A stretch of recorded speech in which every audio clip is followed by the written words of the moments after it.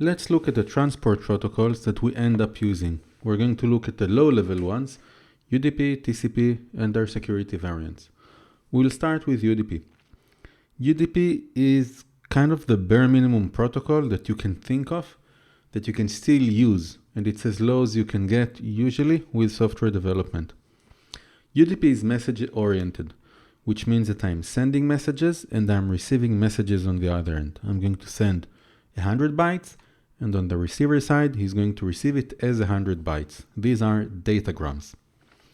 UDP is unreliable, which means that I'm sending messages, but there is no guarantee that they are going to be received on the other end. They might get lost along the way. It's also connectionless, which means that there is no actual connection logic between the sender and the receiver. If I'm listening to UDP port on my machine, anyone else that has access to my IP address will be able to send me data to that UDP port because it's not connectionless. Now, if we look at the other protocol that we have, TCP, what goes there is that it's almost the opposite. This is the most we can ask for in a protocol. It has reliability, it's connection-oriented, and it is stream-oriented. What does it mean that it is stream-oriented? Stream-oriented protocol means that I can send data from one side to another, but I cannot really parse them into messages if I don't know how to look at that data. I can send 100 bytes from one side to the other, and the receiver might receive it as 50 and 50, for example, as two separate bulks of data. So if I need to cut these into messages, I need to do it on my own. Two very common ways of doing that would be to add a length parameter into that and then count the bytes, or to put some parsing mechanism that knows when a message ends. TCP is reliable, which immediately means that when I send stuff, it is received on the other end. If it's not received, the connection has been severed. Okay, how does that work? With retransmissions and acknowledgements. If I send data over TCP, there are acknowledgements within that protocol built in, and on the receiving end, it is going to actually receive that data, and if it does not, it will ask for retransmission for that. So data gets received eventually. It is also connection-oriented. I've got a source and a destination, and that's a connection in TCP. The connection gets created at the beginning and then used throughout the lifetime of that connection. TCP has other characteristics as well. One of them, for example, is congestion control, which is quite important. You don't have it in UDP.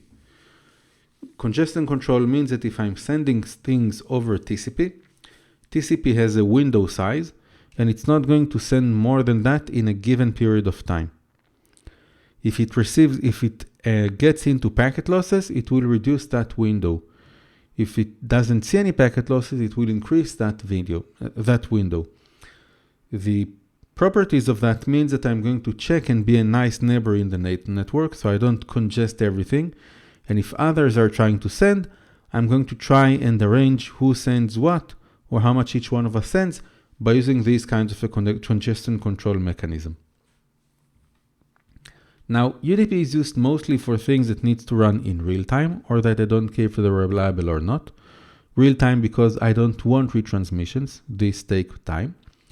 And TCP is used mostly for things that needs to be received on the other end as they are. Most of the internet, up until recently, has been running over TCP. HTTP 1, HTTP 2 all run over TCP, whereas HTTP 3 runs over UDP with a fallback towards TCP. Let's compare between these two quickly. UDP is message-oriented, where TCP is stream-oriented. UDP is unreliable, TCP is reliable. UDP is connectionless, and TCP is connection-oriented. In terms of characteristics, UDP has none. It means that we can build and bake whatever we want on top of it, but that's our work on the application layer. TCP comes with segment sequencing, segment acknowledgements, retransmissions, and congestion control. It means that the things that are received reliably are also received ordered and in a way that is a good citizen in the network. From a protocol overhead point of view, UDP takes 8 bytes, whereas TCP 20 bytes plus the acknowledgements and retransmission requests. A lot more compared to UDP. The security variants of these, for UDP, it is called DTLS, and for TCP, it is called TLS.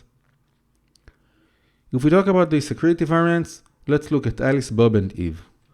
We've got Alice and Bob, they want to talk to each other, and they have some kind of a communication channel. It can be over TCP or over UDP. If we're going to use the secure variants over UDP, that's going to be DTLS, and for the TCP, it's going to be TLS. And then we've got Eve. Eve wants to eavesdrop on the communication between Alice and Bob. And the question is, how does Bob passes the key to Alice, the private key that they use for this communication, if Eve is listening? DTLS and TLS offer us the ability to do that by using public key cryptography. TLS stands for Transport Layer Security, and for me, TLS is simply TCP plus security. There is also something known as SSL, which is an older version of TLS. Today, it is not used in that name, and almost always we're talking about TLS, and there, at the point of recording, TLS 1.3 is the one that we're all striving to use. DTLS is Datagram TLS. It is simply based on TLS, and it is the UDP variant with security on top of it. So we've seen UDP, TCP, and then DTLS and TLS.